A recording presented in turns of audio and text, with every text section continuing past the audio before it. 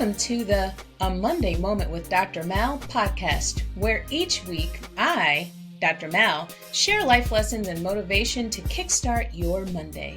Whether you're starting your day or winding down, join me or me and my future guest for a burst of positivity and a fresh perspective. Let's make Mondays meaningful together. Greetings and happy Monday, everyone. I'm your host, Dr. Mallory D. McCoy, and welcome to this week's episode of A Monday Moment with Dr. Mal. As always, may this broadcast bring you what you need in the present moment. May my light exude positivity and kindness, and may my love be extended to all who could use a little extra. Ashe. Let's seize the moment. As you know, for the month of April, I've been speaking about my journey being a neurospicy mom, raising a neurodiverse child.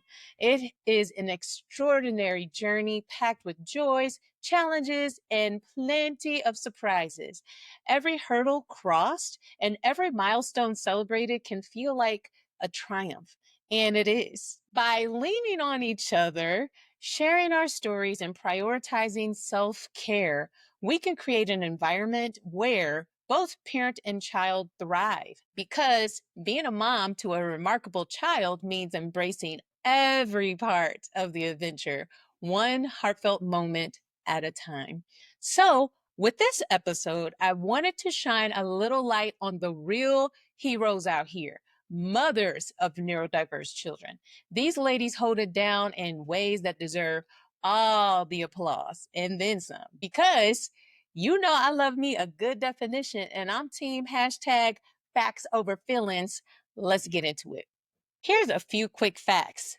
Number one, that advocacy game is strong, baby. These mamas are out here fighting for their kiddos' needs every day. IEPs, therapy sessions, doctor's visits, you name it, they're on it. And they become experts real quick. Ask me how I know. Also, it's no secret that the journey can be super stressful, as I have expressed on the last couple episodes.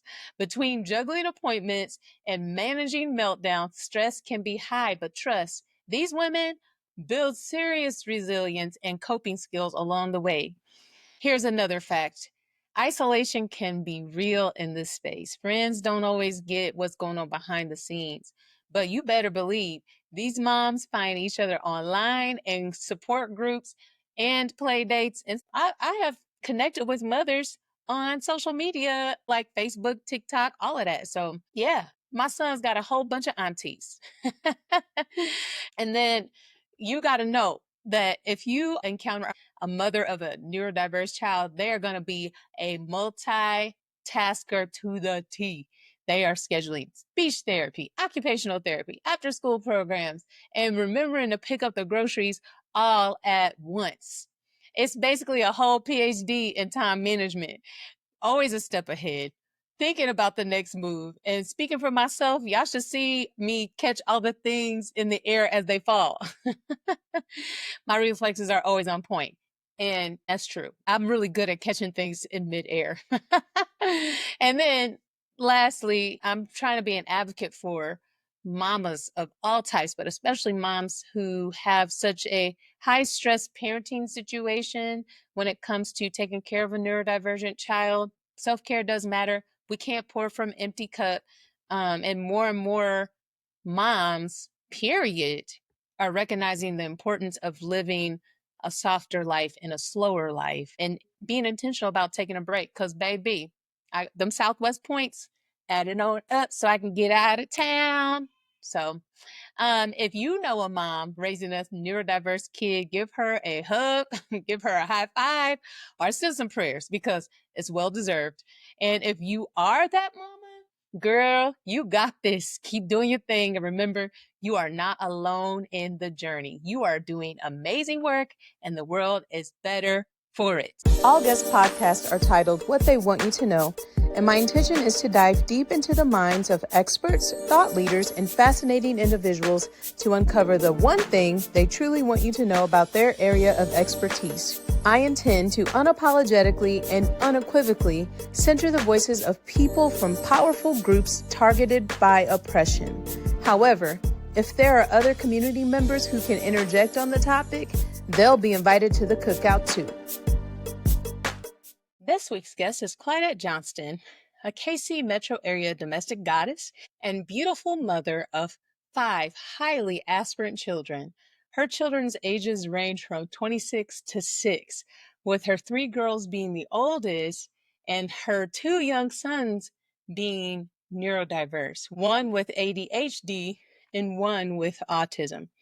Although we were connected through Facebook Messenger before regarding something else, we lost contact. But when I reached out to ask her to do this episode, she was happy to say yes. And I'm so glad she did because now we're lifelong friends and I got a whole new nephew, and so does she. This conversation was very vulnerable. We laughed, we cried, and we just had this unspoken connection between us because of our experience as moms of autistic humans. We spoke for 1.5 hours, and I really had a hard time editing the episode because our conversation was just that good. So I actually have created a bonus episode to this episode. It's my first time ever doing that, called Continued Conversations with Clydette. You know I love me a good alliteration.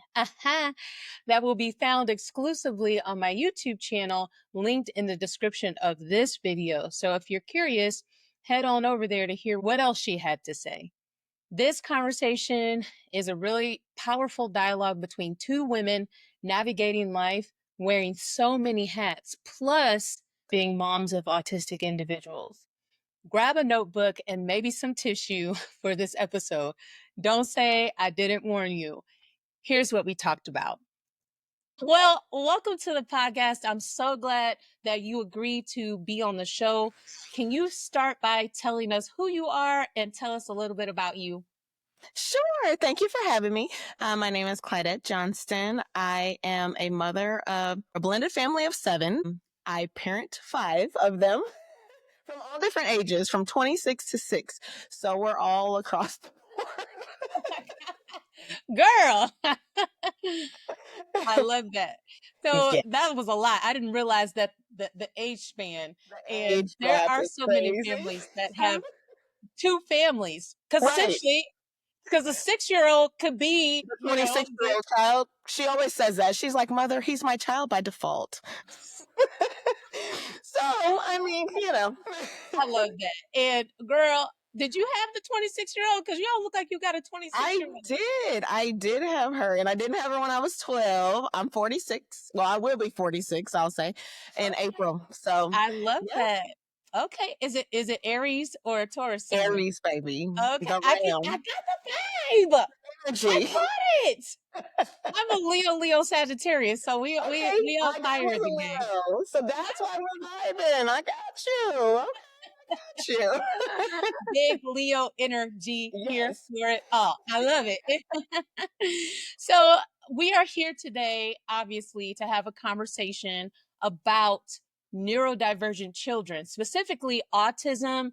I Yes. cannot speak to the other neurodivergent children and or people because my experience is only with autism. My son was Right. diagnosed with autism.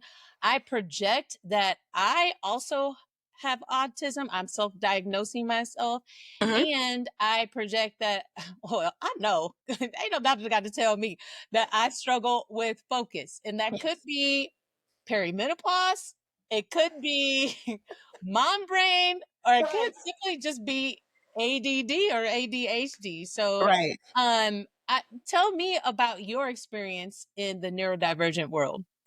My experience in neurodivergent world. So my 6-year-old actually has ADHD, and my 13-year-old son, both are boys, he has autism. So Okay. being in a household with a child with autism and a child with ADHD can sometimes kind of butt heads, because I have one that's bouncing off the walls. Mhm. Then I have one that's like cool, calm, and collective, and his sensory issues with the one bouncing off the walls, it just kind of crashes sometimes. I'm just like, as a mom.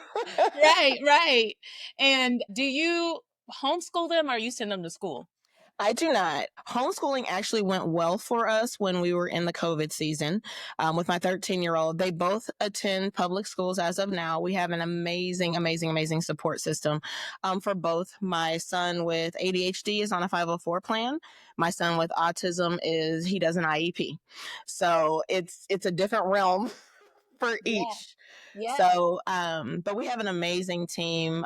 My 13-year-old with autism, he's had the same team since he was in pre-K. And they follow him. They follow him wherever he goes. I still talk to his pre-K teachers. They follow him on social media when I'm posting.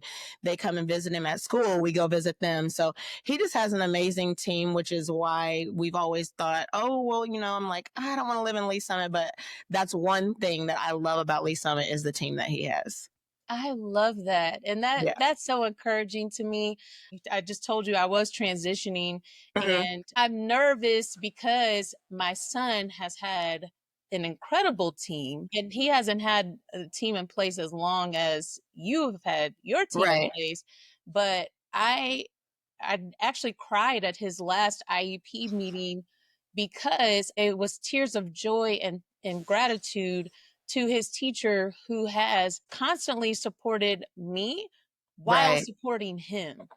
And, his team, although brand new, he was in ABA therapy before he switched into public Okay. school.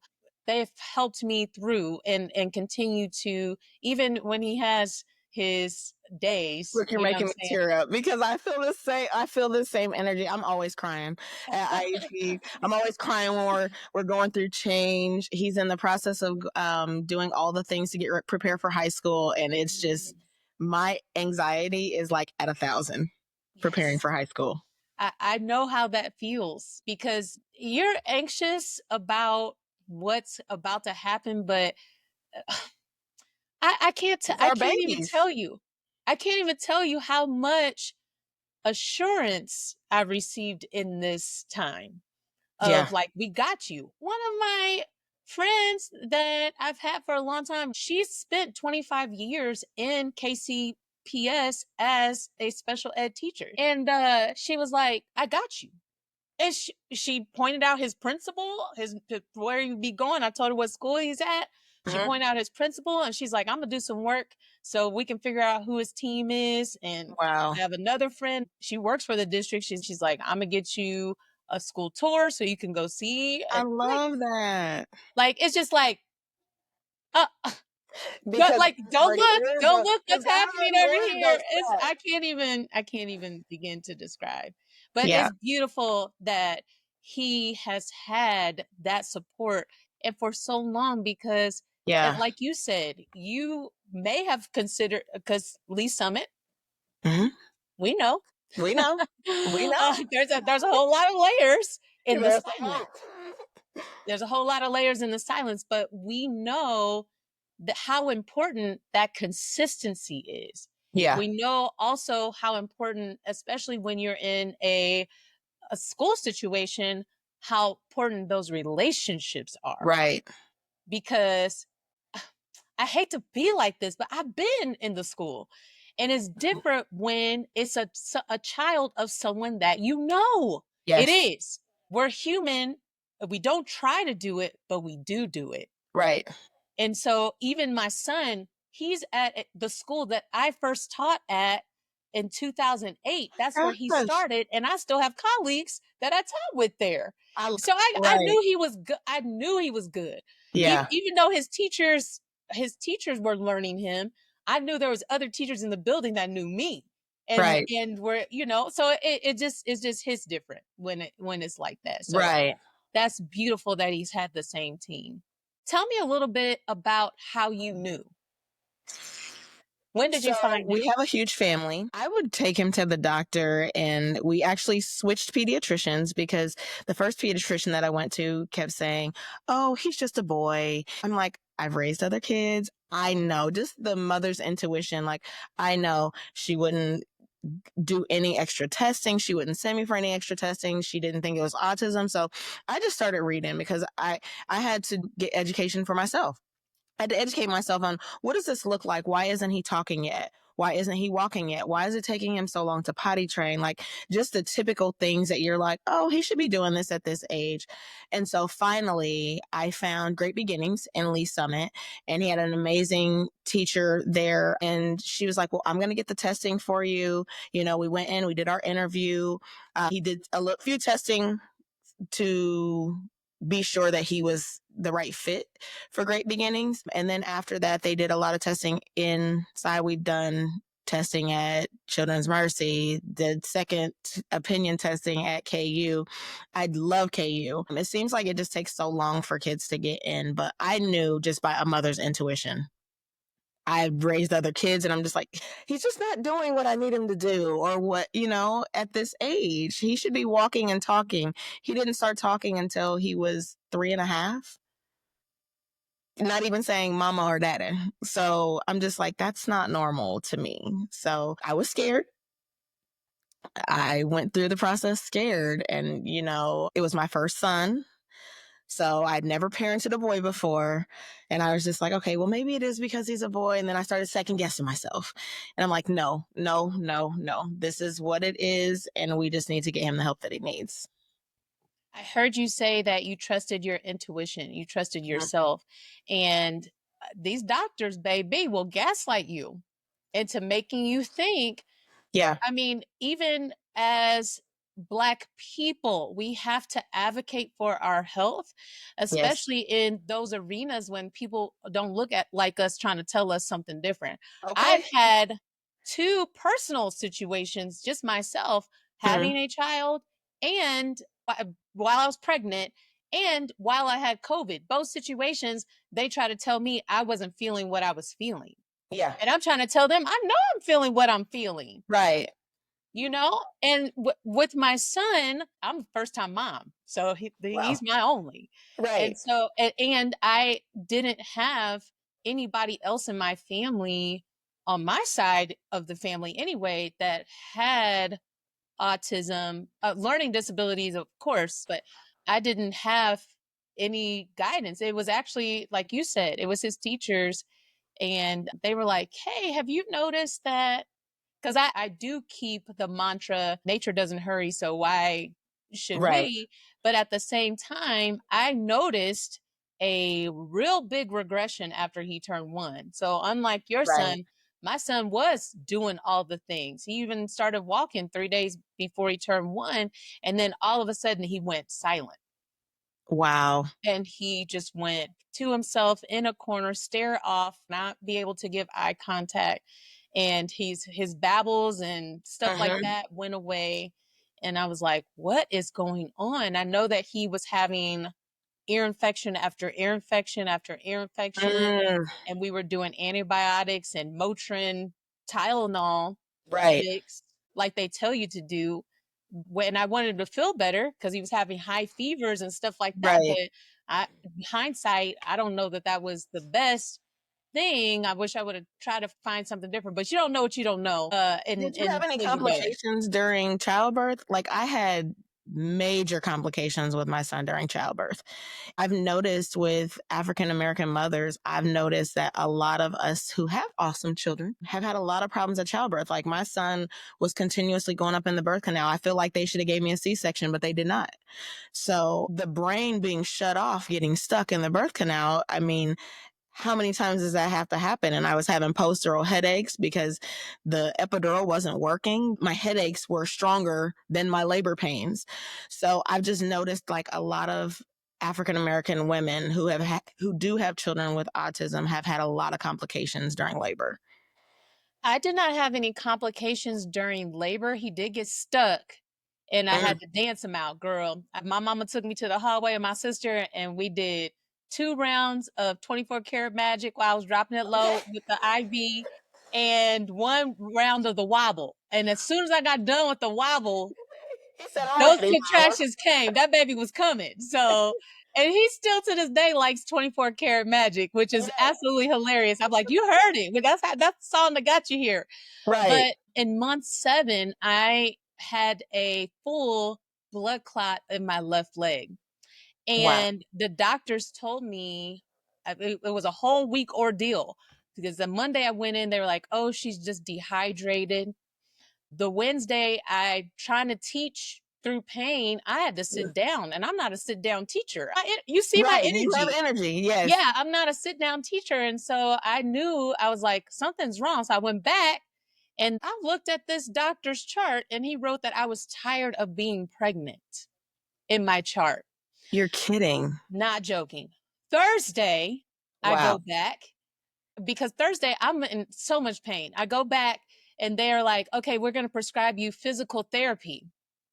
But I called the physical therapist and they're like, oh, it's going to be 2 weeks till you get in. I'm like, 2 weeks? I'm in pain today. Today. He said, well, you could go to a chiropractor if you feel pain. So I went to Dr. Julian, who's a chiropractor up here in Northland, and he did my chiropractic, but he remembers me because he's like, I could have killed you. Your blood clot could have broke off and it could have went to Right. your lungs and you could have died because Wow. the doctors didn't do their due diligence. So by Friday, my sister, she was coming into town and we were going to a comedy show at the Improv. Girl, I went to the comedy show. My leg was swollen. I'm not even exaggerating, like Oh this my big. goodness. But I was listening to the doctors tell me I was Right. okay. Just, I got Right. sciatic nerve or something like that. My Mhm. sister saw my leg. She's like, we can go to the comedy show if you want to, but after we're going to the We're going to emergency the ER. room. Exactly. So I went to the emergency room and they did an ultrasound of my leg, and it was the full length of my left leg, the blood clot Oh was. my gosh. And so I had to immediately start on blood thinners, shots in my stomach, 3 Oh my. shots of Lovenox a day in my stomach Wow. until I got closer to labor, and they wanted to do heparin 6 times a day. I was like, "Get this baby out." Right. So that they induced the birth, but then that's Pitocin. If I had to do it again, I wouldn't have done it that way, but I was just so like, I was induced as well. yeah, I was induced. And so then the baby got stuck, and I'm like, I don't want a C-section. Like I practiced, getting him Right. out. So that's when they were like, okay, get up and go. But then they had us lay on our back, which that's a whole, but the birthing process, how they do in the Bringing hospital is us not how we have. on Yes. How do we get the baby out? So back. I there was a lot of stuff that led up to that. Oh, back it up, mind you. I also was, because of the pain that I was in, I was on high dose Tylenol during Oh, pregnancy, which we know now there was a class action lawsuit shoot. about Yep. Tylenol and pregnancy. And guess what? They dismissed my case. Wow. Or they dismissed the case because they said we can't go after Big Pharma for this because the FDA said it's safe for women to take Tylenol during pregnancy. It's crazy. Yes, absolutely. So, what's something people might be surprised to learn about raising neurodivergent children? It's a lot of work. But not that's not surprising. I feel like there's so many different things. It's just so much. It's a blessing. It's really a blessing. It's a blessing to be able to raise a child and be able to communicate with that child. My son brings so much joy. Like I can be having a bad day and his energy, and he doesn't have behavioral autism. His is more so the learning aspects. We've had a couple spats because he is a teenager, but just the joy of it. A lot of people look at it as I couldn't do that. I just couldn't do that. And sometimes I sit and think and I'm like, why did God choose me? It's so. Girl, listen, I'm like, And I'm like, why not me? But yeah, not us. what? Why not? So just the joy that comes from it. Just I don't know.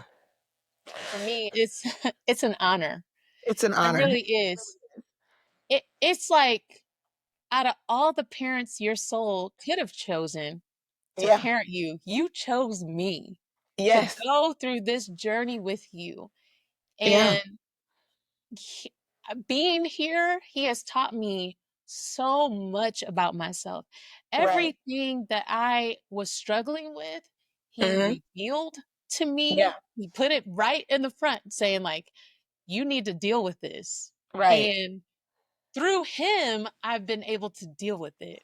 Yeah. Through him, I've been able to see myself. Through him, I've been Yeah. able to grow into the woman that I am today. He colors me. He's Right. colored the woman that I've become Right. because of him. And I have moved into, I've always had a servant heart, but my servant heart feels bigger. Yeah. It Absolutely. feels, it feels expansive because he's a part of me. Right. And so I agree with you when Yeah. you say that and I agree with you when you said first that it's hard because it is not easy. It is not It easy. is not easy. When I look at these autism mom groups, but I specifically search out ones with moms that look like me because Right. our experience is different. It's different. It's different. And so seeing, like you alluded to, this behavioral autism component, and Mhm. my son has some behavioral issues, but none near as some parents are dealing with, Yeah. and has really put them in a prison in Yes. their own space because they can't go anywhere and can't do much of anything. Right. They It's could just be with us their whole life. yeah, I just feel like looking at life from a different perspective. I know a lot of times I didn't know what autism was. I had no clue what autism was. And when you see kids at the mall and they're acting out and you're like, they're just bad. Like growing up with Black parents, it's, oh, they're bad. They need a whooping. They need this. They need that.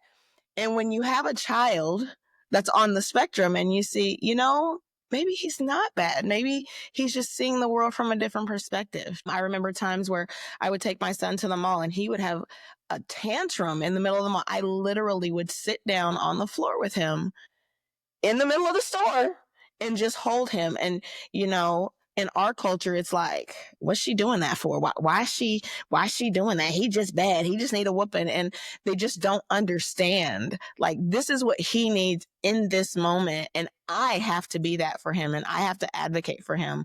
And I would just look at people and be like, he has autism. He's having a breakdown right now. And we're going to get through it. Yeah. Yeah. Dr. Raquel had a video. She's a therapist and she talks about mental health in the Black community, but she was talking about that unlearning and relearning of being a parent and not Yes. necessarily having a fear-based model Right. like some of us grew up with, like, hey, I'm redirecting you because I don't want these other people Right. to have a problem with your behavior, Exactly. instead of, hey, all behavior is communication. And I see Exactly. that you're trying to communicate something to me. So, as the parent, I need to help you find your most powerful Right. voice. Yeah. How you're choosing to respond right now is not your most powerful voice because I can't understand Right. what you're telling me. So, Absolutely. let's help you find your powerful voice so you Yes. can tell me what you need. Yes. That's it. It's so What a simple. novel concept. Right. What a novel concept. But when she said that, I'm like, yes, what a beautiful alignment to even what I was going to be talking with her about. And then even you saying that, because yes, Yeah. even in my own household, yes, Mm-hmm. trying to navigate, because let's talk about it. You can have all the conversations you want to about what type of parent you're going to be and stuff like Right. that. That's But it it. is not until this baby that's an empty canvas gets in front of Okay. you, And there's no manual to this thing at all. you're like, what is this? Right. It is not until this baby gets in front of you that you learn what your parenting style is actually going to be. Right. And then add autism. Then add ADHD, Mm-hmm. then add picky eaters, then add all of the Yeah. sensory issues, then learning disability. had all of these GI things. issues. Autism has big GI issues. It's so much. So much. So much. So please do not gaslight yourself into being like, it's a blessing first, because both things can exist at the same time. Yeah. It is a blessing, but Yeah. it is hard. It's hard. It is definitely hard. It's the hardest thing I've ever done. Yeah. And I probably could be on the spectrum, but I was first gifted. I was in the Yeah. gifted program. I was socially awkward But you because got that's what geniuses. creatives Look at are. Albert Einstein, who didn't Right. until he was 7. He's a genius. Right. So I'm getting A plus plus pluses in school. Yeah. They're not going to pull me out for autism. They're not. And people don't realize that the spectrum is so large. Yes. It's so large. The one thing that I don't like that people, oh, well, he doesn't look like he's on the spectrum. Well, what does that look like? Tell me what it looks like. Okay, that's one, because I was going to ask you, what have people said to you, and you're just like, what are you saying to me? He doesn't look like he's on the spectrum. That's probably my number one. Like, what does autism look like? what does autism look like? Inquiring minds want to know. Yeah. Inquiring minds want to know, because I've heard that. Well, he doesn't look like he has autism. Well, I'm sorry that he doesn't fit your understanding of what autism looks like. I use the word ignorance, and people often take it as a negative but ignorance simply means that you don't know. And so the ignorance of people is often highlighted in children. See, I love having this conversation with you because you're 5 years ahead of me in this journey of autism.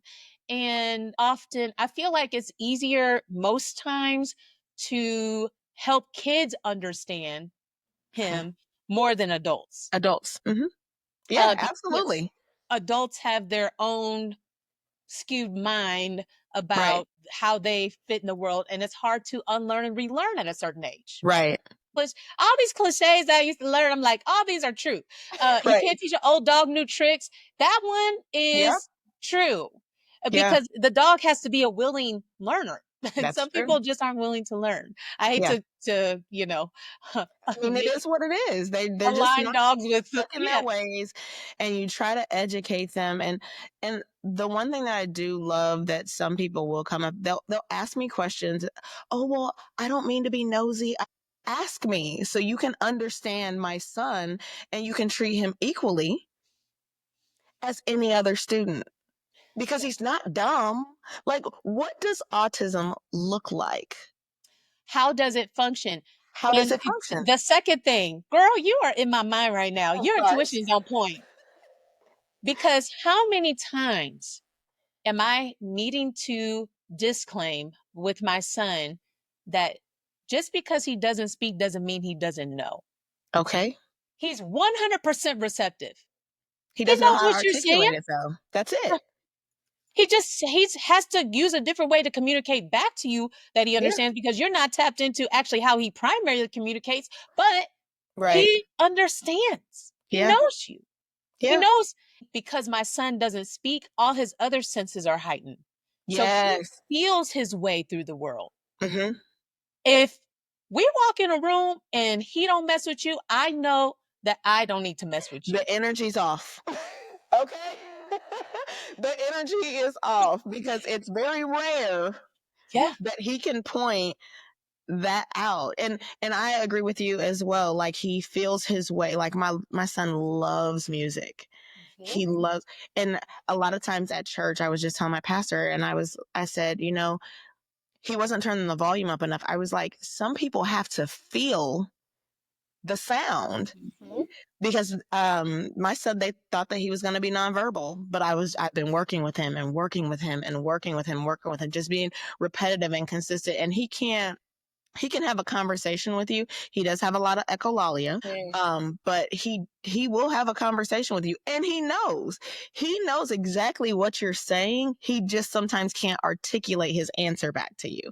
So I just love getting to learn new things about him and the things that he's into, and For a long time, I'm just like, he just doesn't like anything.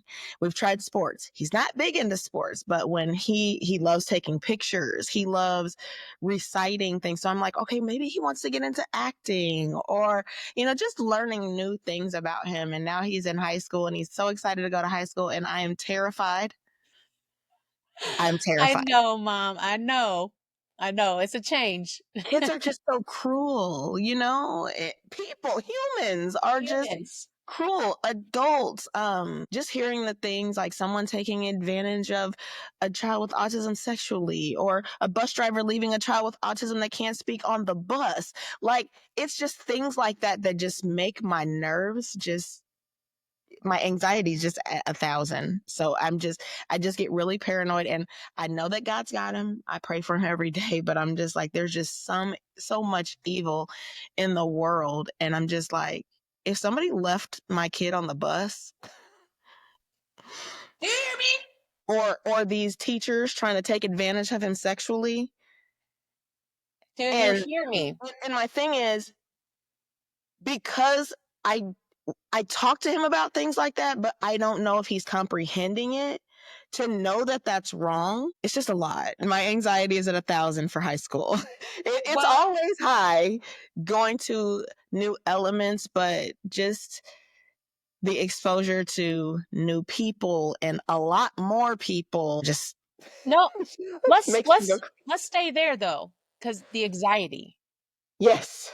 The anxiety. First of all, I didn't know when I had him that I had a postpartum Hmm. depression. I didn't know. I don't even know like how far you could go, but I know that I experienced it. I Right. can look back and honestly say I experienced it. I was so anxious about him being okay. Now, mind you, I also did experience a miscarriage before having him. I did as Yeah. well. Yeah. So, and I had him through IVF, which that's a whole nother Yeah, that's a conversation. whole nother ball. Yeah. Yeah, that's a whole nother thing. So I had this anxiety pretty much my whole pregnancy. I checked his heartbeat with a Doppler every day. And then when he was born, I didn't let him sleep by himself. He slept on my chest for Oh like yeah. a year and a half. Same. And then I didn't sleep Yeah. because I was just a walking zombie. I was full-time teaching, then I was Hmm. coming home and full-time momming. I didn't have any time. I didn't have any time. Right. I didn't have time to think about me having postpartum depression. Right. It was wild. And so even now, I mean, trigger warning, I'm a survivor of being taken advantage of Right. I at a am as young age. And I yes. was verbal. Yes. So people are questioning me like, can he stay with? No, he can't stay. No. No, we can't. No, he No. can't stay with anybody. I would Right. question family members. They'd be like, "When did he come to spend the night at my Yeah. house?" He's not. No. I don't know. No. I I don't know. You know what I'm with you saying? there. And then now him being nonverbal, I don't want anyone to take advantage of him because Right. they think, "Oh, he's not gonna say nothing." Right. You know what I'm saying? Yeah. And so walking that line between healing my own trauma, walking with Yeah. that, and then having these children, and it's not it's neurotypical, neurodivergent, all of them. You're trying to protect Right. them. I'm Right. thankful. I'm not. I'm thankful. I can say I'm thankful for my one. If I had more, I'd be thankful for them. But I think one is more easy to manage than five. But I even think about how I just keep this tent of safety around him, or I try to do my Yeah. best. And I sometimes feel like I even fail at that sometimes. I'm like, Yeah. dang, and he's safe. He's everything's okay, but it's my anxiety Yeah. about him, Yeah. not being It's a safe. lot. I agree. It's a lot. And I always say, like, I love all my kids the same. He was just he's special. He's just all my kids are special. But it's something about him that, I mean, he just sucks me right in, and I'm just like, I'm so protective. Even with my other kids, I'm protective of him. I'm just Mhm. like, you can't do that. You can't. But I also have to get comfortable enough that he's about to go out into this world. I can't coddle him so much. And that's where I get scared Mhm. because when he's able to work, are people going to take advantage of him in the workplace? Mhm. Are they going to say, oh, well, he'll do it because he's so sweet, he won't say no? Yeah. Um, And he'll just let people push him over. I just have let one of people those. push him over. The He little will. kids will be like, trying to come through and stuff, Yeah, and I have to come to the little kids like, "He doesn't know what you're trying to do, yeah, like, can you stop doing that?" Like, yeah. you know? It's so scary. It's so It's scary. scary. It is. It's scary. It's a lot, and it can be a lot, and, I move through it every day. Even my baby at 7 years old, nonverbal autism, has experienced racism, Oh yeah, and I had to walk myself through that yeah, because and I had to walk him through it because although I don't think he understood that it was racism from another kid, mind you. Know that he was affected by it because I, like you said, that you had to hold him. I had to hold him in yeah, that moment, and I yeah, had when I felt his body release, then I could release him. yeah, But we were both stunned. I couldn't believe that it happened and from yeah. another kid. It wasn't even an Right, adult. So right. just all of those things on top of parenting, on Yeah, top of he's got siblings and that you protect him from. Like right. I protect him from family members too. Yeah, You're constantly always in a teaching mode because you're yeah, having to teach about your experience. You're trying to teach others about him because right. you spend the most time with him. Hmm. That Yeah. to me though, even in the difficulty, is still a part of the gift of them. Yes, absolutely, It's still a part of the absolutely. gift. So I do have a question though for you because we're talking about taking care of them. How are you intentional about taking care of you? I'm not. I'm going to be honest. With my kids being so many different ages, and I always tell people all the time, every year, that's my whole thing. I'm going to take care of me. I'm going to do me. I'm going to take a trip. but then when I do take vacations, it's like I'm so focused on what's going on at home, I can't disconnect. So I'm working on that. Okay, good. Self care is a must. It is a I must. do yoga, Okay, Yogi. um, Yes. but I think I definitely need to do more of that. Hmm. But my anxiety is at 1,000 all the time. So, with Layla being involved in everything she's involved, yeah, That girl is she busy. all over the Yeah. place. And then my oldest daughter, and then my middle baby. It's my middle babies. It's just a lot, just trying to balance. And I am blessed to be a stay-at-home mom, but I'll say a stay-at-home domestic goddess. Period. Um, Cause period. so it's a whole job. It's a And people it's a don't know lot. it. Yeah. I didn't even know it Yeah. because I quit my job in 2022 and Yeah. I'm at home and it is hard It's because then hard. you have people are like, well, you get to be at home, girl. That's gravy. You at home all day. Yeah. You're like, but no, you have Being to at manage. home is more work than when I worked in corporate America. Period. That's Period. why I said it's a domestic goddess. Yeah, absolutely. You are times 10 million. The goddesses of goddesses, and Yeah. don't let nobody tell you nothing different. But listen, Yeah. send them my way. Right. The other fire energy coming out. So I have a question. I have lots of questions. What advice would you give to another mom who is starting the journey? So they're at the beginning. The advice that I would give to another mom is find your people. Find you an amazing support system, because you're going to have days where you want to be down on the floor crying, slain, and just don't know what to do. You need those people that uplift you in the moments that you need the most uplifting, and you need the people that are willing to listen, to understand, and not listen to respond to what you should do sometimes as parenting. Because I've noticed with a lot of parents, when I tell them issues that I do have with Parker, we've had to, at this point, he's almost 5'10". I'm only 5'4". Mm-hmm. He's very strong. And when I tell people, sometimes when he does get angry, he's strong. I mean, he can toss me around if he chooses to. When I try to restrain him and people want to give advice on how to do that, and I'm like, you can't do that, because what you don't understand is he does have sensory issues. I have to handle him with care. Mm-hmm. I really do. I have to handle him with care. So I say find your people who can understand you and listen to understand, and people that will pray with you. There have been plenty of times that I'll call my friends at 3 or 4 o'clock. I just need you to pray with me.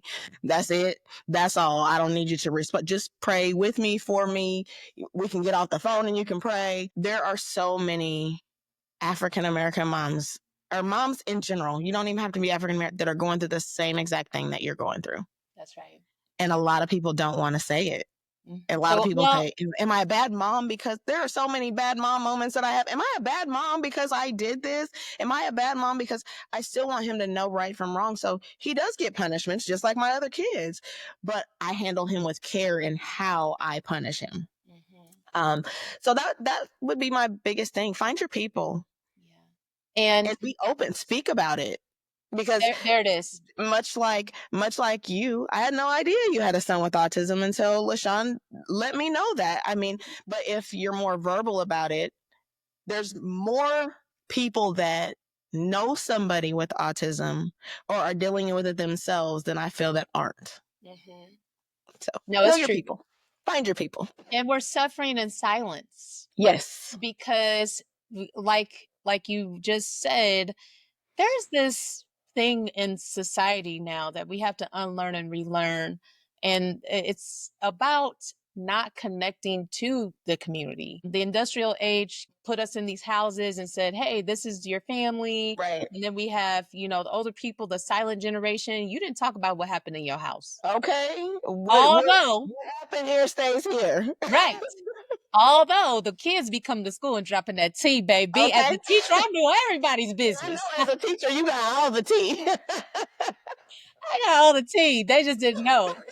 Because the kids were like, I gotta tell somebody, you don't have any personal interest in what I'm doing. So anyway, I got all the tea. But yeah, so you're transitioning from that into a space Right. where, and I'll keep saying it, I've said it like on every podcast, these systems that we've been relying on are breaking down in real time. Yeah. Societally, Mm-hmm. personally, professionally, all these things that we've relied on are just being like, whoop, toss in the air. Yeah. And the chips are going to fall where? In love, with community, building your tribe, building trust again, to ask a neighbor for sugar or whatever we don't even do that anymore. No. And, there's people, I'm looking at these mom boards. I'm on a whole bunch of mom boards. Yeah. I'm down to my last $5. I cannot support my child. My child's about to come home from spring break, and I don't even have any food in the refrigerator to feed them. Right. But they're doing it anonymously in a group. So that is an avenue, but why do they have to be anonymous? Because we as society are shaming people who are able to. Yeah. They're having a hard time, and we're saying, oh, what did you do? What are you doing to be in this position? It's like, no, we're all struggling, really. Right.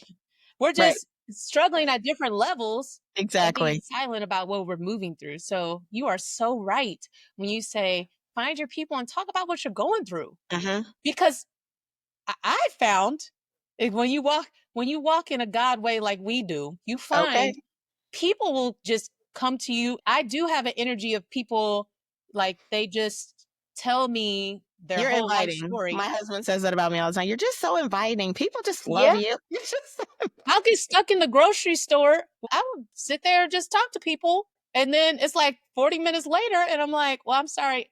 I have to go. Like, I really have to go. After I've said that multiple times in the conversation, happens everywhere. And I don't mind it. I feel like it's a God thing. It's just, my son, he's like a grounding. Mama. Huh? He'll say snatch, so I have to be mindful of him and how he moves. I have a few more questions. What is an unexpected lesson that you've learned about parenting, about life, or even about love from parenting neurodivergent children? I didn't think I would learn how to love boys so much. I had all girls. Yeah, And I had friends that told me, when you have that boy, it's going to be different. And I'm like, nah, I didn't know that I had enough love to give around. I'm like, ugh, a boy, what am I going to do with a boy? That would be the one thing that I say. I mean, I love on them boys. I love all my girls, but them boys, they have me wrapped around their finger a little, little bit I more. know. It feels different. It Yeah. feels different for sure. This is actually a personal question. How has your husband navigated this space? It was hard. Because, yeah, it's hard. Yeah. I feel like a lot of Black men, and I've told him this, so this won't be a surprise to him. I feel like a lot of Black men, when you get that Black son, you want him to be the athlete. You want him to be, and when they're different, the parenting style is different. I will be honest and say I felt like I was on this journey alone. And as far as educating myself and figuring out what works best. In the beginning, we didn't agree on our parenting styles because I'm like, you have to handle him with care. He's like, this is my son. He's a boy. He needs this. He needs this. And I'm like, no, you can't do that with him. It's caused a lot of controversy. I'm going to be honest. I mean, let's be transparent here. Thank you. It has caused a lot of controversy, but now is the blessing is we're on the same page. But I feel like mostly in Black men, and I mean, I hate to stereotype, but it's he needs to do this. He needs to do this. He needs to play baseball. He needs to run track. He needs to be in this activity. And when you have a son that cannot speak, because he didn't speak until he was 3, and cannot tell you what he wants, and he's just trying to tell you. And as a man, I don't think that they're as understanding and nurturing as us. So where I understand what he needed, he didn't understand that. And I mean, I would buy books and things like that for him to read. He wouldn't read them.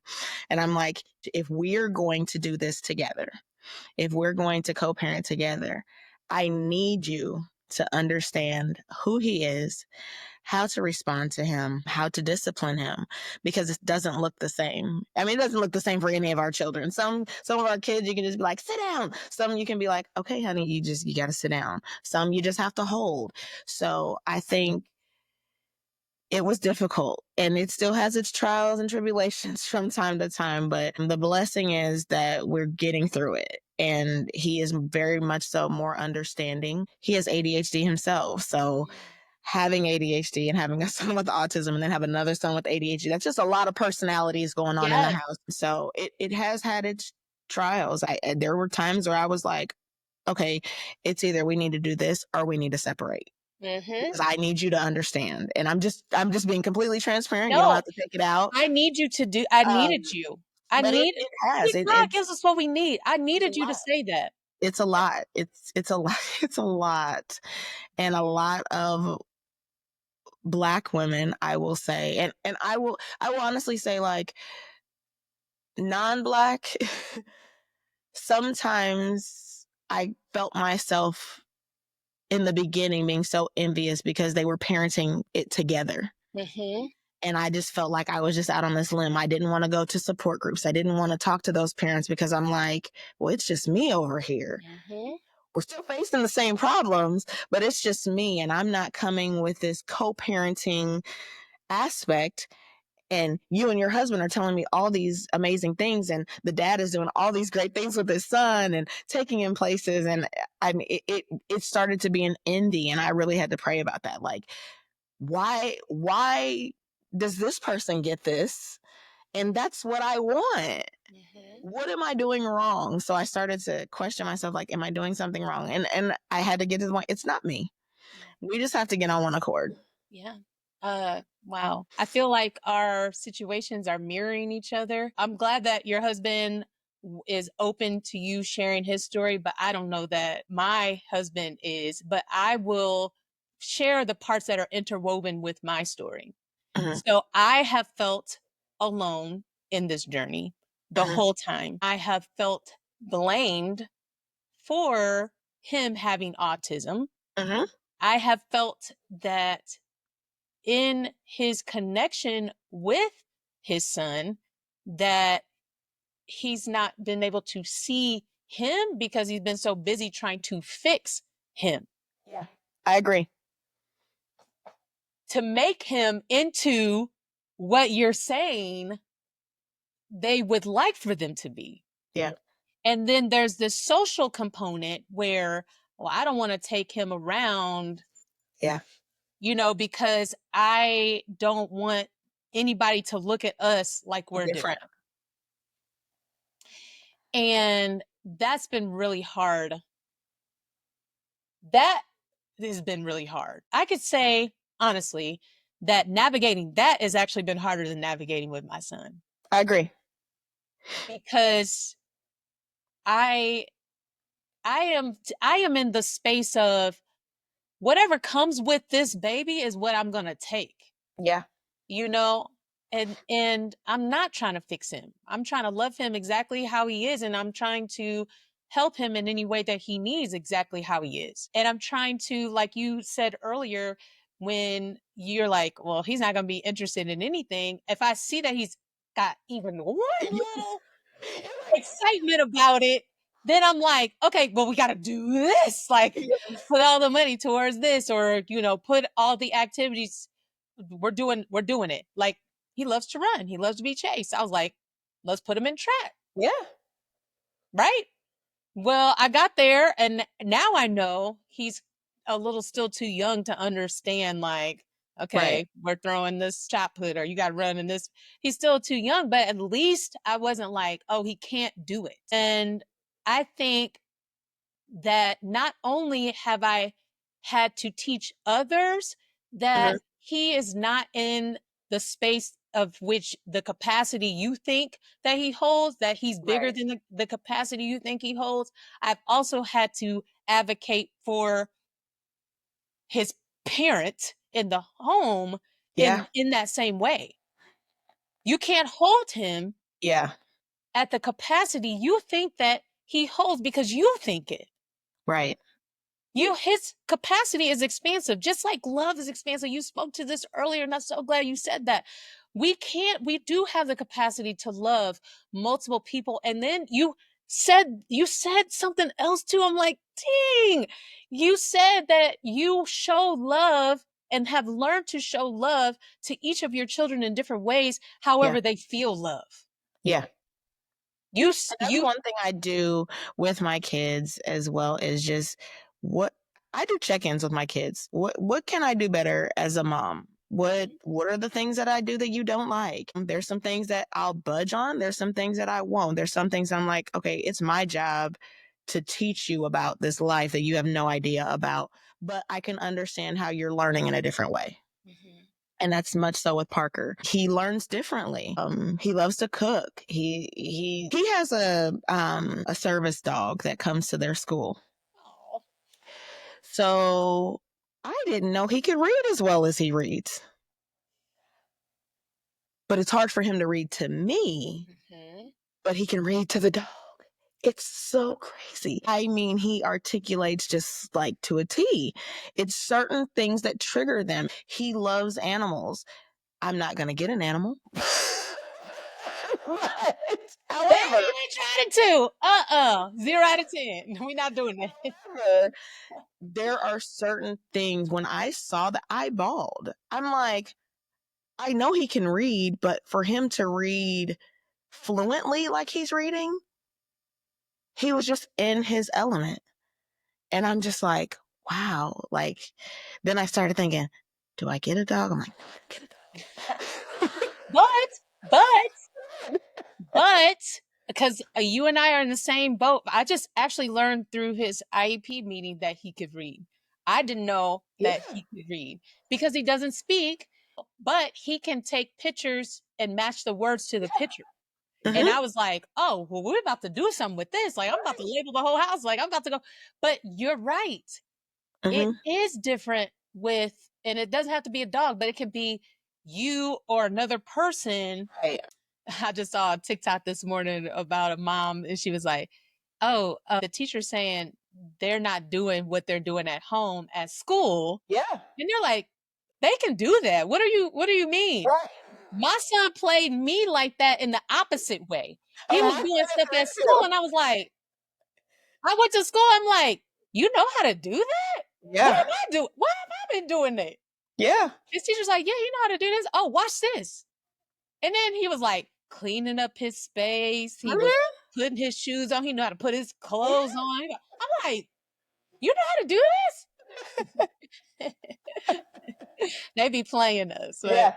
I feel everything that you're saying is literally like we're living a mirror life. But Yeah. and that's why even more I'm grateful not only for me asking you for this podcast, but it's a literal divine alignment Yeah. because I didn't know that I needed to have this conversation with you and about this today Yeah. because I am healing through having conversations with you. Yeah. I no longer feel Same. like I'm alone by speaking with you. So Same. I'm grateful that I'm having this conversation with you today. I needed it today. I'm glad you scheduled today because I needed it today. I did. Well, that's it for me this week. As always, I'm honored that you choose to tune in, and a special shout out to Clydette. I just need to say on a public platform just how special she is to me and how incredibly excited I am to continue to do the work that we are doing together. Visit Bell's Garden, my other business, to sign up for the virtual and in-person information sessions and assign your daughter up for our classes if you're here in the Kansas City metro area. Next week, I'm going to be wrapping up the series with a woman who is a conscious parenting expert. I have been diving into what conscious parenting is, what it looks like, so on and so forth. So she's going to be here to talk about conscious parenting. And of course, we also got into how it intersects with being a parent and having a neurodiverse child. So you certainly don't want to miss it. Until then, love and peace to all of you. Have the best week. Thank you for tuning in for a Monday Moment with Dr. Mal, now proudly a part of the Alive Podcast Network. You can find this show on the Live Podcast Network website and app, and you can find this podcast streaming across your favorite podcast streaming platforms. If you love to have the visual, you can tune into my YouTube channel, When Mallory Lives, to see this show and catch up on all my shows from the beginning.